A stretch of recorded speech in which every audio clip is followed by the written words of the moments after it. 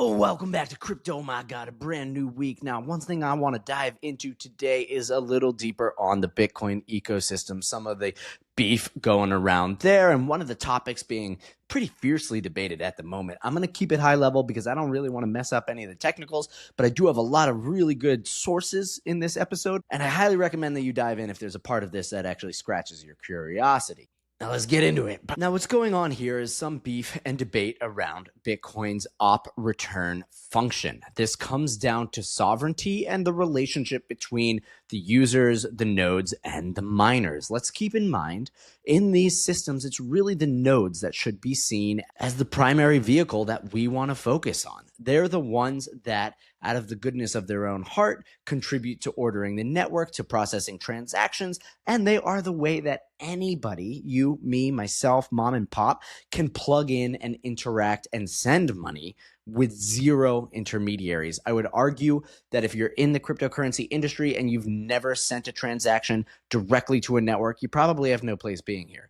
This is the core of the idea, is that unlike a PayPal, unlike a bank, you can actually send finances without being censored or stopped. The rest of it's really cool. It's all cherries on top. It's all bells and whistles. That's where we get to smart contracts. That's where we get to DeFi, get to apps. But if all of those fun features, those things that we really want, those like juicy toys, are at the cost of not being able to run a node, not being able to access a network, and not being able to broadcast your transaction directly to it without somebody between you, well then, I mean, we really lose the whole function of these blockchain space as Satoshi saw them. And they may as well be like a PayPal, right? You can do amazing things on a centralized server. You can do amazing features. And that's what we're starting to see with the Move blockchains, with how Solana started out. But if you can't directly send a transaction, I mean, that is the freedom of all of this. Now, we're going to get a little nuts. Let's look at how Bitcoin generally operates. Bitcoin actually keeps track of wallet accounts, of all of these transactions through what's called the UTXO model. That's an unspent wallet transaction. That's what it stands for.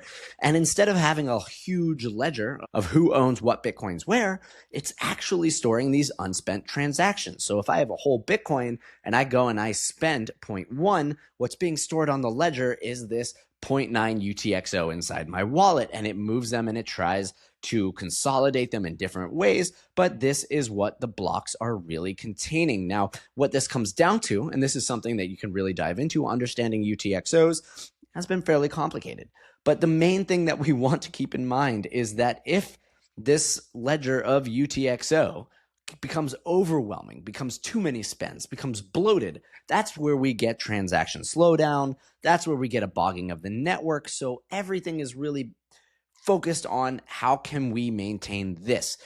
When we go back in time to the block space wars, they said, hey, let's just have bigger blocks that can process more UTXOs, right? We can speed it up. We can make it cheaper because you include more per block. Now, the problem with bloating these things with bigger blocks is that it requires heavier computer resources on the node side, meaning that you can no longer run a Bitcoin node on, say, a fairly reasonably priced laptop, plug into the network, and process your transaction directly. This would require more powerful computers. As in the case of Solana, it's an entire data center to operate their block producing mechanisms. So this is at the core of it. How do we create upgrades to the network while keeping this UTX bloat at a minimum, right? We want to keep it small so that home node operators can continue to run their nodes.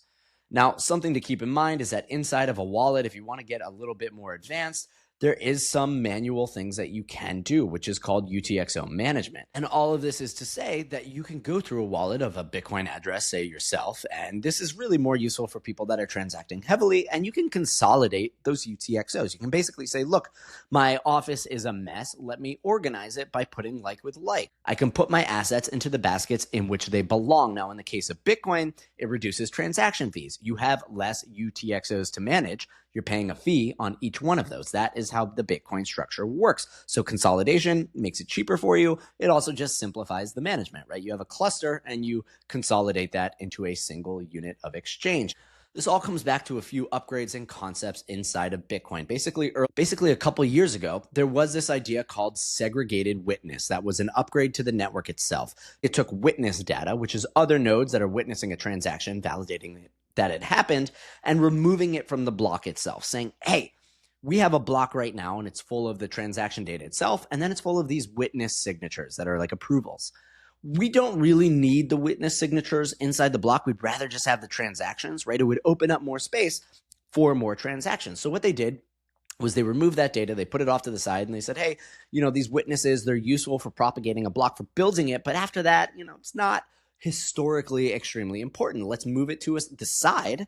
They will sit with other blocks, but they're not going to be stored on chain, and really a way to address UTX bloat by saying we can have more transactions, we can facilitate more exchanges, and we can have a faster, cheaper network, ideally. Well, maybe faster at the very least. Now, something similar to that idea is this concept of op return. And when I look up the full definition, it's op return is an opcode in the Bitcoin script that allows a transaction output to carry arbitrary data of up to 80 bytes. It was originally 40, has recently been expanded. Now, what this means, when a transaction includes op return data, that output is provably unspendable, meaning the BTC sent can never be spent. And what's important to this is that's reducing the UTXO bloat, because if it knows that these are unspendable Bitcoins, it doesn't have to deal with the unspent transactions. It's basically a way of saying, look, this is data that's not really practical to the transactions that are happening. Let's just put it to the side. Now, the reason for the 40 bytes is that that is how much data is required to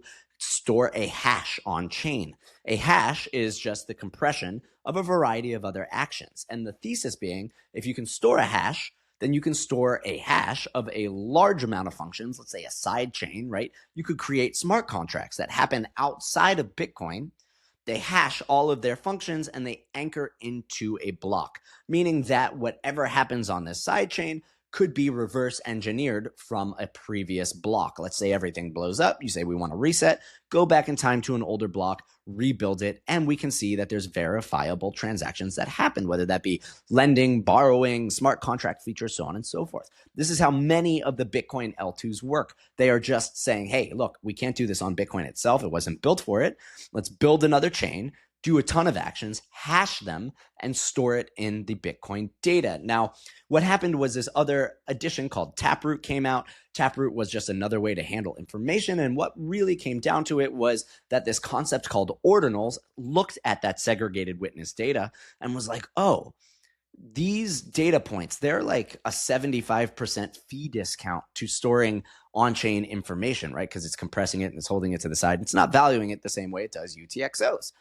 What if instead of using witness data, these witness signatures, what if I actually just stored something I wanted in there, like a JPEG? And from SegWit and with a little boost of Taproot, Bitcoin Ordinals was developed. These NFTs, which were just JPEG datas, stored inside of the witness signatures and could be attached to a single Satoshi. You could basically go to a single sat, which you can pull out an actual hash of, right? Just like the Dewey Decimal System in a library. And you could say, hey, look, attached to this sat is a whole bunch of witness data that was meant to facilitate XYZ in the transaction process, but I've just put a JPEG.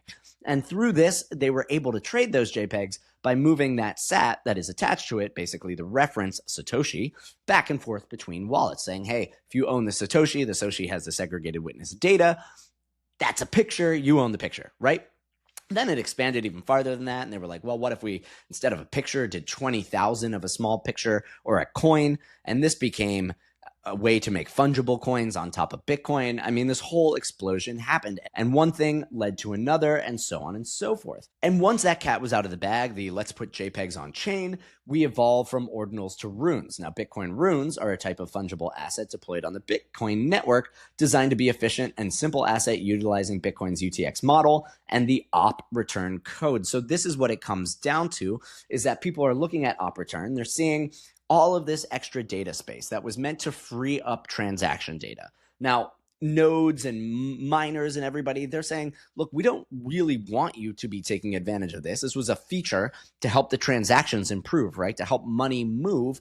And suddenly you're starting to add in JPEGs, you're starting to add in all sorts of weird shit. And they're like, that's not really what our vibe is. We want public, immutable money. And the threat is that the bigger these things get, the more they could impact the UTXO market and lead to UTX bloat. This is something that people just really want to avoid. more UTX bloat, the harder it is to run an at-home node, at-home nodes being the fundamental thesis. Now, all these things I just described, pretty confusing, but I did find this amazing visualizer that you can see kind of flying through the block here. And this is the Bitcoin network itself. The tall spires are all higher value transactions. We're going back in time. It's going previous block over block. And over top here, you can see moving data back and forth. That is unconfirmed transactions from the mempool going into the block. As I stop autopilot, let's pull it back. You can see here, this is the chain itself. This is a previous block. We're not at the end, but I'll move forward in time.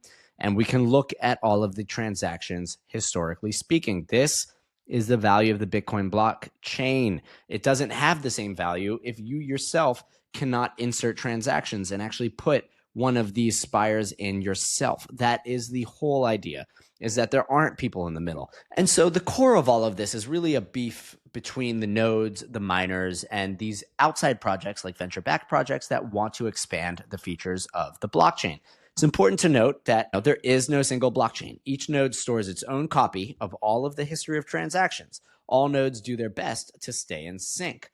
Then nodes feed miners pending transactions from the mempool. Miners produce new blocks and feed them to the nodes who validate them. It's nodes that really do the core of the work in validating whether or not a transaction is real or not. It's also nodes that users can operate to speak directly to the chain. Now, a miner will take any of these fee-bearing mechanisms, right? More data stored in there with greater fees attached to them. Like a miner is like, hell yes, we can capture that fee if we put in things like JPEGs into a block. A node goes, hey, we're not getting any fees. We don't really care about that. And the idea and the argument on their side is all we care about is self-sovereign money. And the more you start to add info like JPEGs, the bigger these nodes become, right? And since each node stores its own copy, these nodes require heftier computers, bigger hardware. It just becomes more onerous. So the benefits of expanding the data sets in op return, miners earn bigger fees. Venture-backed companies can add things like JPEGs, they can make NFT markets, they can push heftier code. All of that effort is borne on the backs of the node operators who now have to maintain a larger database to provide the function that they want to do, which is self-sovereign money. So enter things like Citrea, Bitcoin's first ZK rollup. A really cool idea, zero-knowledge rollups for transactions that can be validated but don't reveal underlying information on the blockchain. Super cool. Citrea, for example, is at the core of this op return beef. If you remember going back to that op return data, which was originally 40 bytes, now at 80, 40 being all you need to hash every function that happens on a rollup, 80 being generous, saying we could double that. And you have things like Citrea coming out and saying, hey, we want 150 bytes. We want more. We want to increase that byte limit. And what does that mean to everybody involved in this relationship? Well, the nodes are looking at that and they're saying, we don't really love it. This has a way of bloating the UTXOs. And a bloated UTXO and more information being processed means a bigger machine that is required to operate the network, right? The nodes have to become bigger, beefier machines, which means not as cheap, not as much decentralization, not as much capability for everyone and their mother to operate and run one of these things. Now, the miners, they don't care so much because they're saying, hey, you want to attach more data in there? You want to pay fees to get that stuff processed? Like, we're okay with it. But the miners are not the ones choosing the transactions. They're being fed transactions from the nodes. The nodes process them and they can, again, censor however they so desire. So a lot of the nodes are saying, hey, all these op return data calls, these JPEGs on chain, we don't want to process that. We want to be processing financial transactions. Miners are saying we kind of like all of it. And the miners, frankly, at this point in time are mega corps. So this is also a concern, which is to say, well, if you go to the miners and you ask them what their opinion is, they're probably consolidated behind a massive entity like Marathon Digital Mining. And the nodes are always sharing their concern about trying to stay small, trying to stay nimble, and trying to stay decentralized. And this is where we stand with this op return beef right now. There's a lot of push and pull coming from whether it be miners that say, we will take those transaction fees and we will happily include them in a block, versus Citrea that want to add functionality and grow the capabilities of what the network can do. So all of these different parties have different goals, some of them being we want to expand the functionality and add more smart contract like features, whether that be Citrea, whether or not it be the Taproot wizards who want to be able to, again, store more data on chain and do things of that nature. And of course, the miners who are just consolidating into these epically large forces, and there's something to be concerned with. But at the heart of Bitcoin and its network are the nodes who want these things to remain small. They want to be able to broadcast to the network easily. They're running nodes so that they can input their transactions directly into the self-sovereign money system that is Bitcoin. And they are concerned that while all of those other actors do have valid points, they are threatening the core of what makes Bitcoin important, which is the ability for small-time players to run a node, to validate the network, and to have that access to self-sovereignty. Everything else just starts to consolidate opportunity, consolidate decision makers, consolidate who has an impact on the network, and that is the point of concern around op return. Anyway, I've got a lot of good resources here. I think there's a good place to dive in, learn a little bit more about the Bitcoin network. It's very interesting, worth a technical read if you actually do care about these things and about the impacts of what's going on, because honestly, as Bitcoin grows, we tend to focus a lot on the monetary adoption, something I cover a lot of. But the technical components often fall to the wayside, and they are very important because without them, I mean, what is Bitcoin? So with that being said, good luck out there, everyone. Thank you so much for tuning in. Take a look at these sources. I think there's some really good stuff in there, and good luck, and I'll see you tomorrow.